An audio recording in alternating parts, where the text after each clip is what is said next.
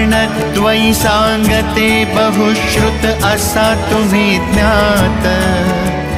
क्षमा करोनी दोष जगाचे घ्यावे उदरात।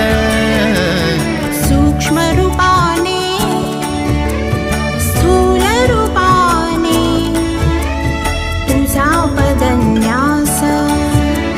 सूक्ष्म रूपाने स्थूल रूपाने तुझा पदन्यास।